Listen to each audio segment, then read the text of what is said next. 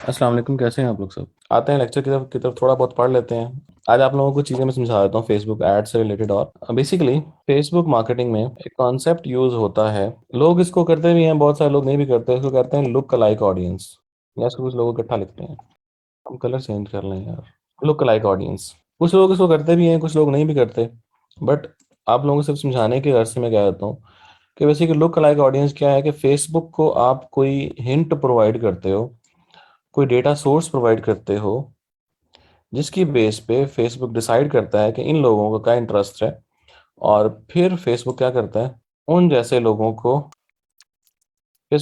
है कि उस हिंट की बेस पे, जो आप उसको हिंट देते हो, उस हिंट की बेस पे ऑडियंसेस को सर्च करना शुरू कर देता है। फॉर एग्जांपल, ये कुछ लोग हैं। अच्छा, तो हम क्या करेंगे, फेसबुक को कोई डेटा सोर्स प्रोवाइड करेंगे। डेटा सोर्स चाहे वो ईमेल आईडीज हो जाए लोगों की, ठीक है। नॉर्मली वो ईमेल आईडीज होती हैं कि हम उनको कोई डेटा सोर्स प्रोवाइड करते हैं। नॉर्मली नॉर्मली कुछ लोग ईमेल्स के थ्रू करते हैं इसको।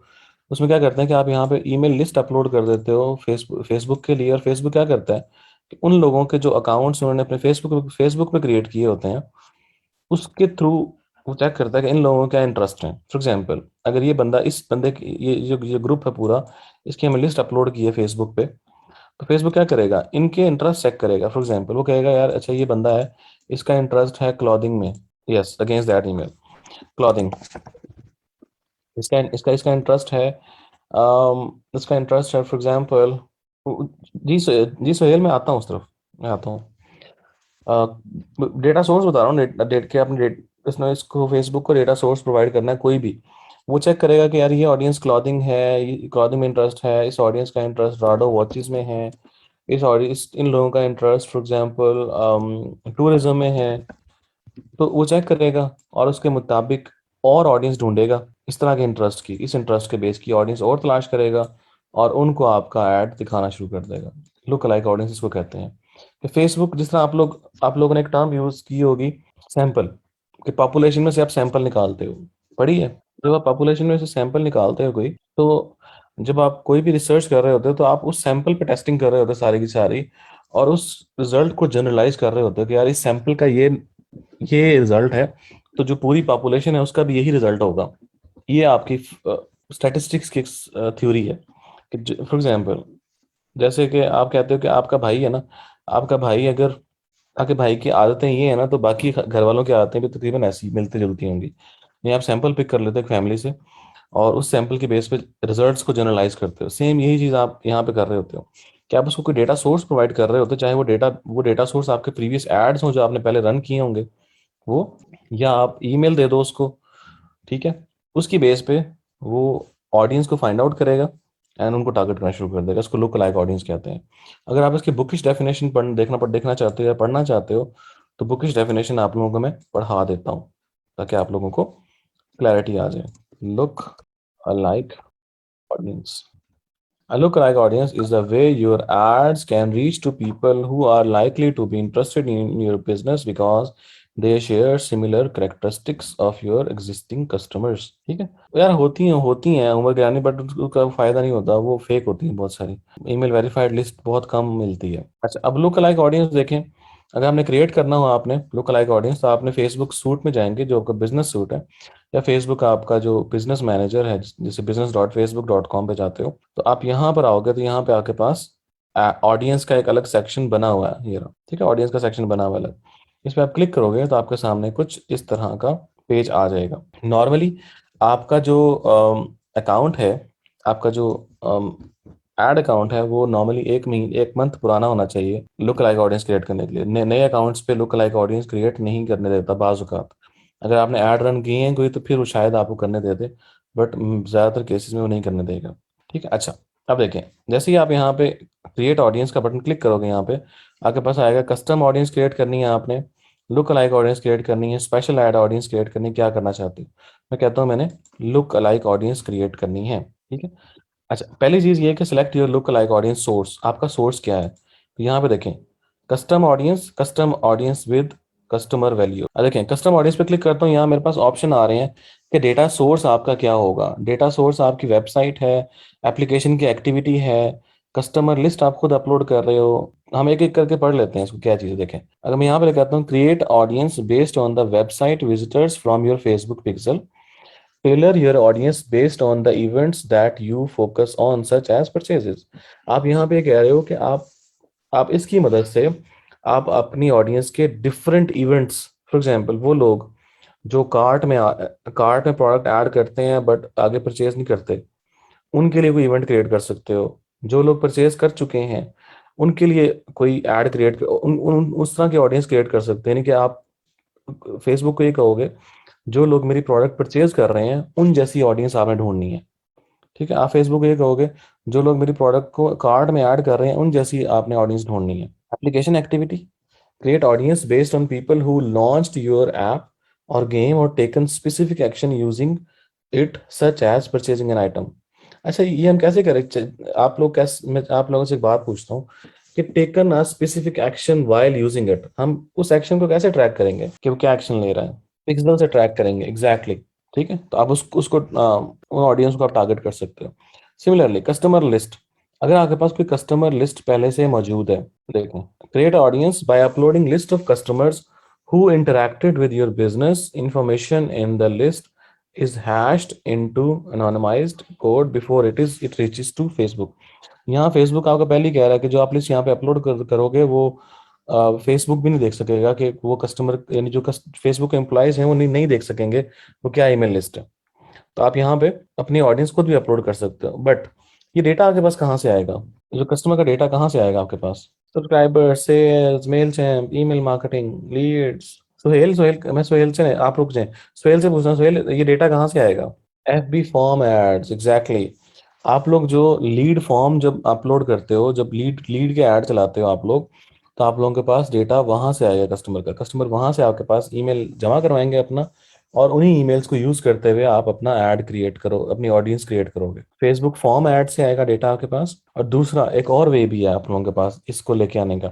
यार लीड ऐड बताया आप लोगों को, उसको ट्राई करना, उसमें फॉर्म बनता है।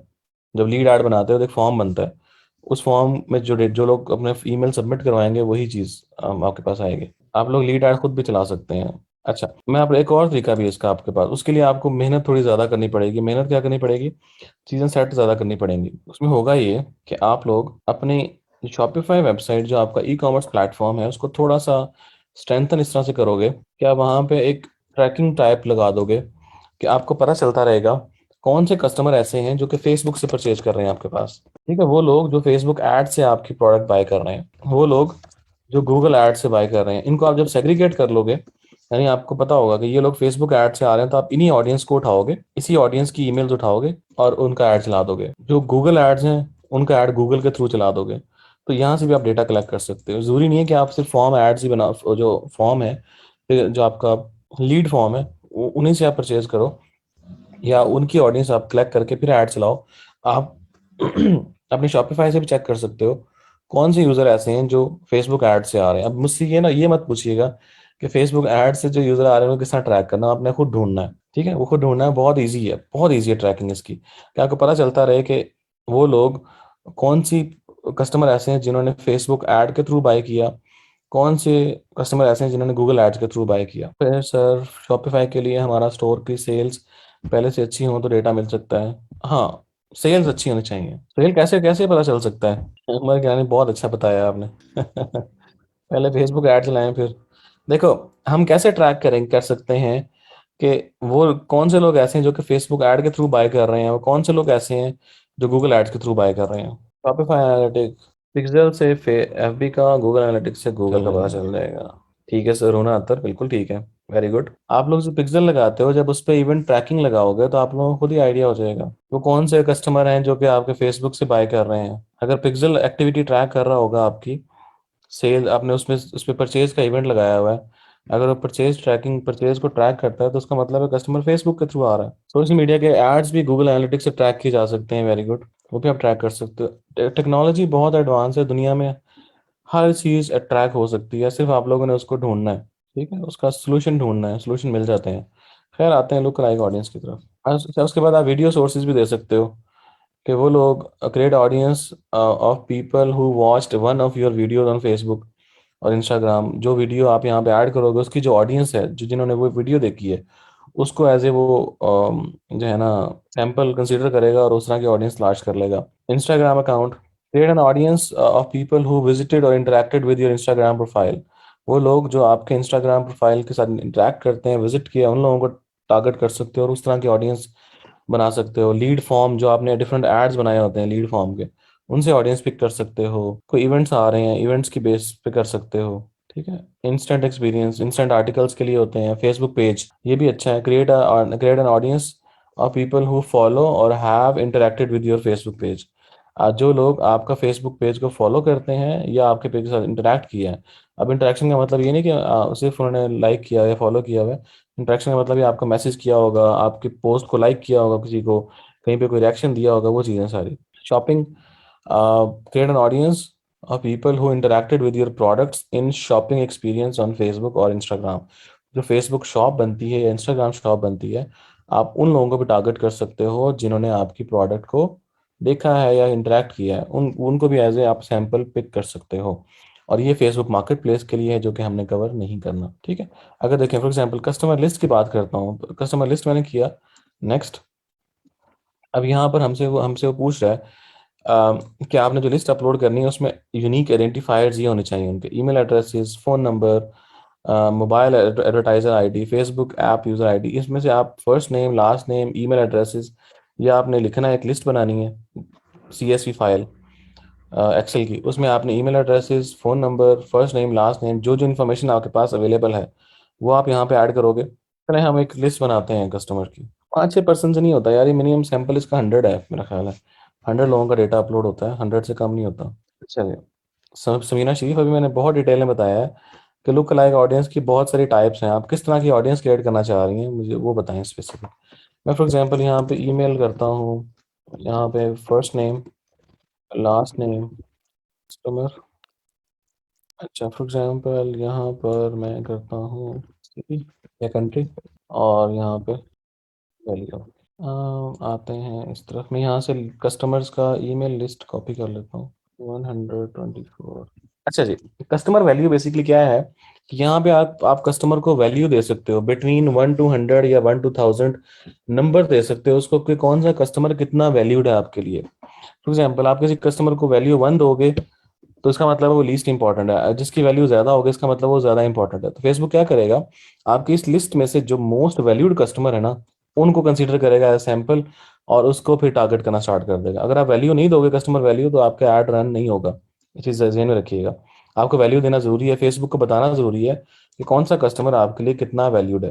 ठीक है, मैंने ये लिखा यहाँ पर। फर्स्ट नेम है और लास्ट नेम है, मैं इनकी ये डिटेल्स ऐड कर देता हूँ जो मेरे पास आई हैं यहाँ पे। ये मैंने ऐड किया, ये मैंने ऐड किया। कंट्री, या कंट्री मैं कहाँ से पिक करूँ?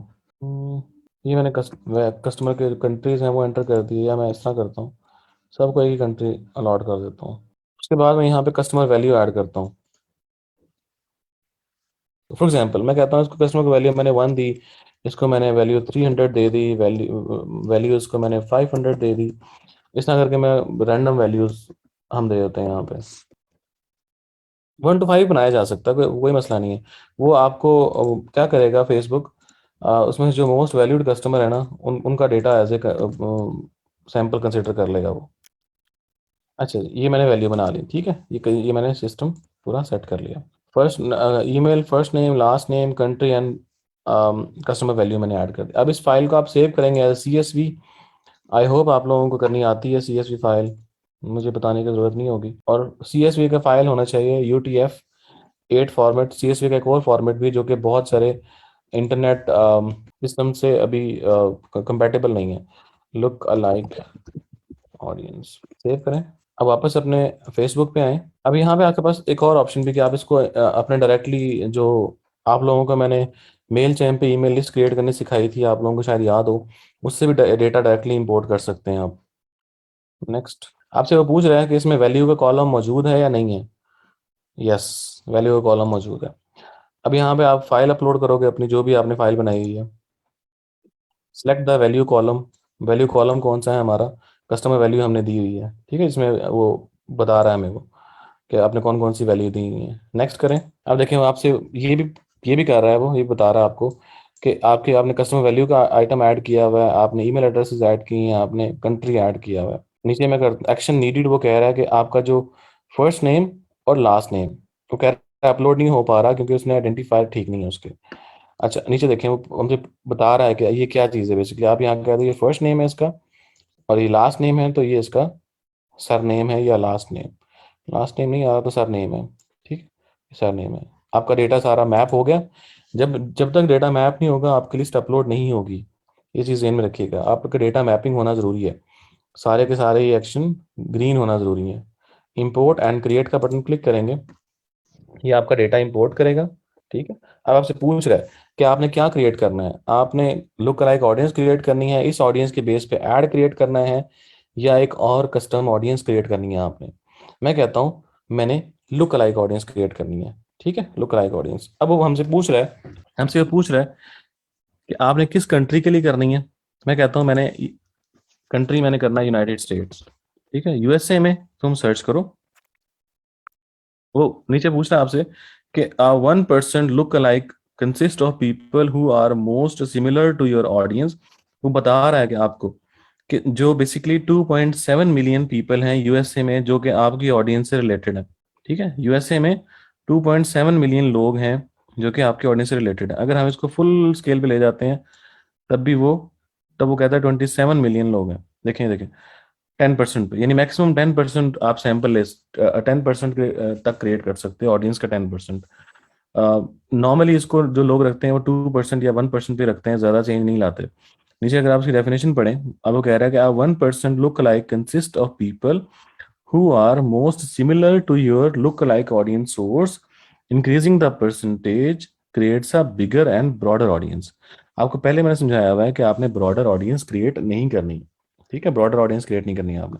आपने ऑडियंस जो क्रिएट करनी है वो नैरो करनी है ताकि आपका बजट अच्छे से यूटिलाइज हो सके। अब देखें, अगर जब आप इसको फुल स्केल पे 10-10% पे ले जाते हो तो आपका 27 मिलियन लोग हैं। 27 मिलियन लोगों को कैटर करने के लिए आपको बजट ही बहुत ज़्यादा चाहिए। तो आप यहाँ पे कह दो कि 1% या 2% ऑडियंस को मैंने देखना है, एंड क्रिएट ऑडियंस क्लिक करें। आपकी लुक लाइक ऑडियंस यहाँ पर क्रिएट हो जाएगी, ये रही।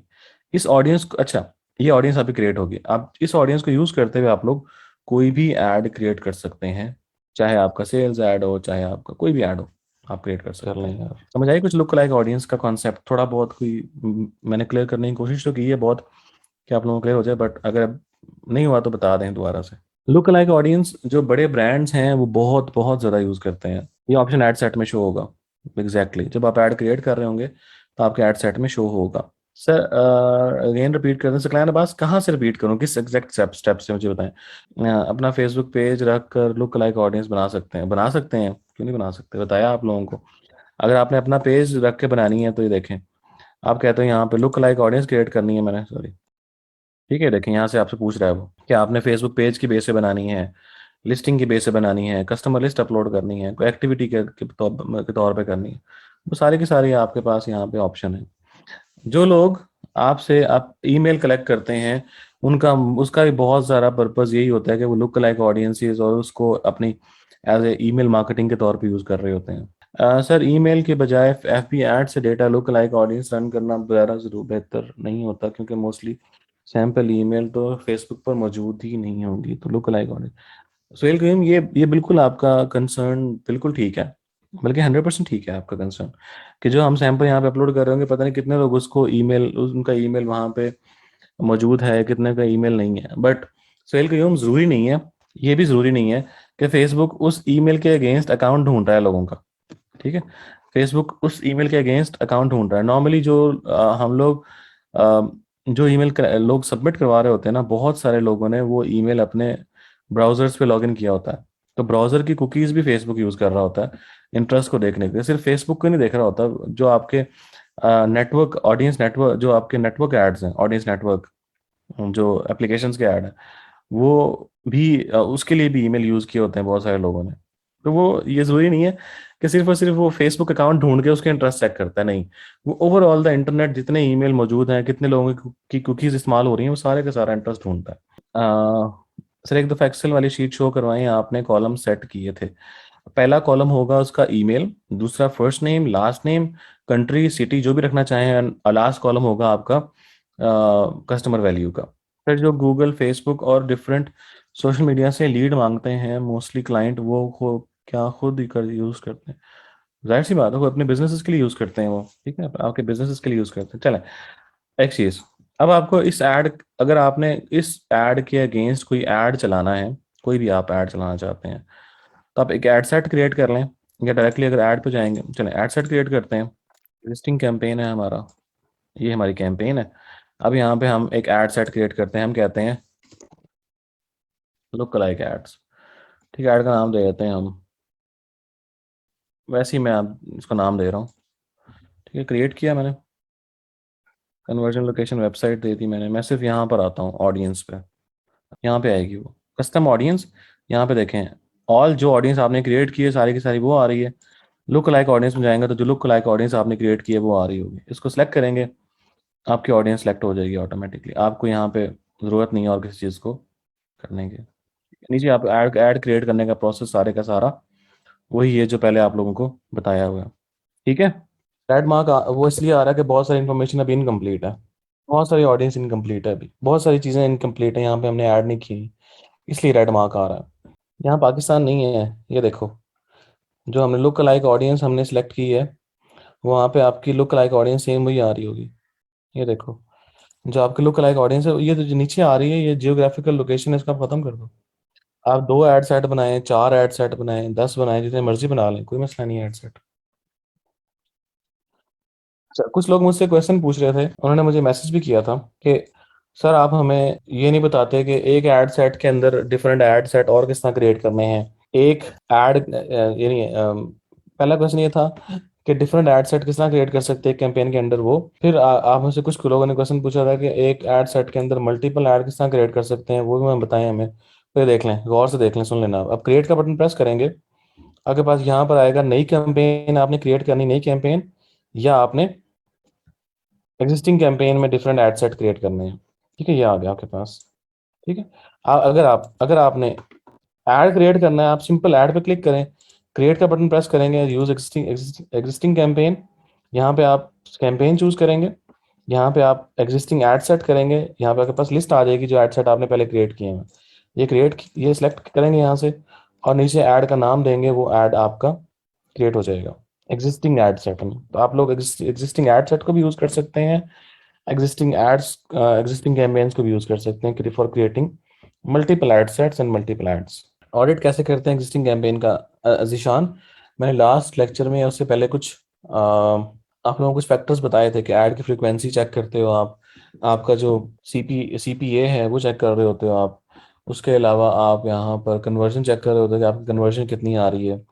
ये यही टेस्टिंग फैक्टर्स होते हैं। अगर आपने कन्वर्जन ऐड चलाया और सेल्स नहीं आ रही कुछ अरसे के बाद, तो इसका मतलब ये कि आपके ऐड में इशू है। अगर ऐड फ्रिक्वेंसी देखो, ऐड फ्रिक्वेंसी इफेक्ट हो रही है, फ्रिक्वेंसी का मतलब ये है कि मैं एग्जांपल दे देता हूँ, आपकी ऐड फ्रिक्वेंसी, इसका फॉर एग्जांपल मैं कहता हूँ 1 आ रही है, उसका मतलब क्या है कि आपका एक ऐड एक बार ही नजर आ रहा है कि यूजर को, मल्टीपल टाइम नहीं आ रहा। नॉर्मली हम एक बार जो ऐड देखते हैं, तो हम पहली बार ऐड से इंप्रेस नहीं होते, वो ऐड बार बार देखेंगे तब जाके हम इंप्रेस होते हैं और वो चीज़ परचेज करते हैं। तो अगर आपकी ऐड फ्रिक्वेंसी ज़्यादा आ रही है, तो इसका मतलब है कि कस्टमर को आपका ऐड ज़्यादा नजर आ रहा है, सेल्स आने के चांसेस हैं, बट उसमें भी सब्र करना पड़ता है। और उसमें भी सब्र करना पड़ता है आपको, कि ये नहीं कि फ़ौरन ही आप समझ रहे हैं कि ऐड फ्रिक्वेंसी 3 हो गई है तो मुझे फ़ौरन ही सेल्स आ जाएंगी। ऐड बूस्ट होते होते टाइम लेता है, और जब ऐड बूस्ट होता है, जिस टाइम ऐड बूस्ट होता है, हम कहते हैं बस हो गई है, बस हमारी है। यानी जब ऐड बूस्ट होने का टाइम आता है, तो हम कहते हैं कि बस हो गई है हमारी, अब हमसे नहीं होता। इसलिए ऐड बूस्ट होने का टाइम दिया, उसको टाइम दिया करें। आप लोग जो बड़े मार्केटर हैं ना, कभी उनकी आप स्ट्रेटेजी देखेंगे ना, तो खैर हमारे पास तो खैर इतने पैसे नहीं होते हैं, हमारा हमारा कंसर्न ठीक है, बहुत ठीक है। यानी हम थोड़े पैसे से ज़्यादा बिजनेस करना चाहते हैं क्योंकि हमारी फाइनेंशियल सिचुएशन वैसी है। नॉर्मली जो बड़े क्लाइंट्स हैं ना, वो बजट बर्न करने से नहीं डरते, वो कहते हैं करो टेस्टिंग चलाओ। मीना शरीफ, इसीलिए मैं कहता हूँ आप लोगों को कि पहले रिसर्च किया कर लो यार, रिसर्च किया करो, आप लोग रिसर्च किया करो। जितना आप डीपली जाके ऑडियंस सेलेक्ट करोगे, जितना आप रिसर्च करने के बाद ऑडियंस सेलेक्ट करोगे, आपका उतना ही कम एक्सपेंस होगा। ए बी टेस्टिंग आप कर सकते हो यार, ए बी टेस्टिंग तो आप किसी भी चीज़ से कर सकते हो। डील 2 डिफरेंट ऐड चलाओ, दो डिफरेंट तरह के ऑडियंसेस पे, जो बेटर रिजल्ट देगा उसको चलते रहने दो, बाकी बंद कर दो। तो जितना रिसर्च करके आप लोग ऑडियंस सेलेक्ट करोगे उतना ही आपके लिए बेनिफिशियल होगा। अगर आप कम रिसर्च करोगे तो फिर खत्म हो जाती है बात। ऐड रन करें, मजीद पैसे ऐड करना चाहें तो कैसे कर सकते हैं? बजट चेंज कर दो, उसका ड्यूरेशन बढ़ा दो, बस जो ऐड चल रहा है ना आपका उस पे जाओ, उस सेटिंग में, और उसका बजट बढ़ा दो या उसका ड्यूरेशन बढ़ा दो। पेजेस जरा पुराने हो तो वो जरा जल्द अच्छे से डिलीवर होते हैं। ऐसा नहीं होता कभी भी सीधा रोना आता कि आप नया पेज हो आपका, आज आपने पेज क्रिएट किया है और फिर उसके बाद फौरन आपने ऐड चलाना शुरू कर दिए, तो लोग उस पर ट्रस्ट नहीं करेंगे। पहले थोड़ा सा पेज को पुराना होने दें। अपने बहन भाइयों को, कज़नों को कहेंगे, अपने कजन्स को कहेंगे वो आपका पेज लाइक करें। खानदान वालों को कहेंगे आपका पेज लाइक करें, ताकि ऑडियंस बढ़े उस पर थोड़ी सी। शॉपिफाई के साथ पिक्सल कैसे अटैच करते हैं मैंने बताया था शुजरा आनम, दोबारा बता देता हूँ। और अदनार ने मुझसे पूछा था कि किस तरह से हम लोग पिक्सल को दोबारा से कनेक्ट करना बता दें, तो पिक्सल भी दोबारा बता देता हूँ मैं। अगर आप अपने स्टोर पे जाते हैं, यहाँ पे आप ऑनलाइन स्टोर, जो आपका थीम है बेसिकली, यहाँ पर आप आओगे, एक्शंस और एडिट कोड। एडिट कोड में आओगे तो यहाँ पे आपके पास थीम डॉट लिक्विड फाइल है। ठीक है, तो यहाँ पे आपने जहाँ पे हेड का टैग क्लोज हो रहा होगा, ठीक है, हेड टैग क्लोज हो रहा होगा, देखिए हेड टैग स्टार्ट हो रहा है, जहाँ पर हेड का टैग आपका क्लोज हो रहा होगा वहाँ पर आपने अपना कोड ऐड करना। देखिए हेड टैग क्लोज हो रहा है ये, इसके ऊपर देखिए ये मैंने ऐड किया हुआ फेसबुक का पिक्सल का कोड। ठीक है, मिस्टेक हो जाए रील, चलें आप लोगों से मैं एक और पे अगेन क्वेश्चन पूछ लेता हूँ, इस तरह की मिस्टेक से बचने के लिए क्या करना चाहिए हमें? कि कोड पिक्सल नहीं नहीं पिक्सल ऐड करते हुए हमसे प्रॉब्लम हो जाए। डुप्लीकेट थीम, हमेशा आप लोगों को पहले दिन बताया था मैंने कि आपने लाइव थीम पे काम नहीं करना, डुप्लीकेट थीम पे काम करना, डुप्लीकेट कॉपी पे काम करना है। अगर वो थीम मसला हो जाए, गलती हो जाए, थीम पूरा डिलीट करें, एक और कॉपी बनाएं थीम की और उस पर काम कर लें। ये करना चाहिए आप लोगों को। समझ आ गई बच्चों, हमारे ई रोजगार के प्यारे बच्चों? चलें, गुड। अच्छा जी, एक चीज हो गया। दूसरा, नान देख लो यार, दोबारा से देख लो एक बार। अगर आप अपने ऐड पे आते हो, यहाँ पे सेटिंग में जाओगे आप, सेटिंग में, ठीक है, तो यहाँ पर आपके पास डेटा सोर्सेज आ रहे होंगे, यहाँ पे डेटा सोर्स, ठीक है, डेटा सोर्स आ रहा होगा आपके पास, और यहाँ पे आपके पास पिक्सल आ रहा होगा, पहली चीज, ठीक है, पिक्सल। यहाँ पर जब पिक्सल में आप आते हो, अपना पिक्सल क्रिएट करते हो, ठीक है, कोई पिक्सल क्रिएट करते हो आप, तो आपके पास पिक्सल की पूरी एक पूरा आपके पास कोड आता है। ठीक है, पिक्सल का कोड कहाँ गया? कॉन्टेक्टेड एसेट्स कहाँ गया हमारा वो कोड हमारा वो? एक एक मिनट यार, मैं सिर्फ देख लूँ कोड कहाँ शो हो रहा है इसका। Code code code code code, हाँ, कोड कोड मैं कोड का देख रहा हूँ कि कोड कहाँ से कॉपी करना है। कनेक्ट, जी वो हमें कह रहा है कि connect data source and select web, वो नहीं आ रहा। कोड ऐड कर चुके हैं सुहेल, मैं सिर्फ चाह रहा हूँ कि उसको रिट्रीव कैसे करना है। बजाय मैं न्यू कोड क्रिएट करूँ, तो मैं ऐसे भी बता रहा हूँ कि पुराना कोड कैसे आप यहाँ से देख सकते हैं। चलो खैर यार, एक नया आपको बना के दिखा देता हूँ। ये देखो यार, अदनान देख लो। अच्छा, देखो, आपने ऐड स्क्रिप्ट, ठीक है, ऐड, यहाँ पिक्सल को नेम देना है, आपने वेबसाइट का यूआरएल ऐड करना है, जिसके लिए भी आपने ट्रैकिंग करनी है, ऑप्शनल है। ठीक है, कंटिन्यू करें आप। वेबसाइट मैनेज, आप पिक्सल सेटअप करना है आपने, create add code using partner integration, manually code manually add करना है आपने वेबसाइट पे, ये सिलेक्ट किया आपने, ये कोड आ गया आपके पास, इस कोड को कॉपी करो, अपने थीम में जाओ, थीम के हेडर टैग में ऐड कर दो, आपका ऑटोमेटिकली इंटीग्रेट हो जाएगा पिक्सल। ये पिक्सल का कोड क्रिएट करने का ऑप्शन है। ठीक है, आसान है, बहुत इजी है। चलिए, उसके बाद आप लोगों को और क्या करूँ मैं? पिक्सल, आप लोगों को जो मैंने बताया सिर्फ पिक्सल इंटीग्रेशन बताया है। पिक्सल का जो इवेंट सेटअप है, इवेंट सेटअप मैंने नहीं बताया अभी तक। इवेंट सेटअप इंशाल्लाह हम करेंगे, कल की क्लास में करेंगे, और परसों आप लोगों को हेलो, अल्लाह हाफिज़, बाय बाय, टाटा करेंगे।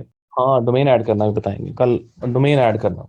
चलें, डोमेन ऐड करना सीख लें यार आज, डोमेन ऐड करना सीख लें आज, आज बता देता हूँ आप लोगों को। अच्छा जी, डोमेन ऐड करने के लिए आप सेटिंग में जाएंगे, सेटिंग में आए, यहाँ पे डोमेन्स, ठीक है, डोमेन्स पे क्लिक किया, आपके पास दो ऑप्शन है।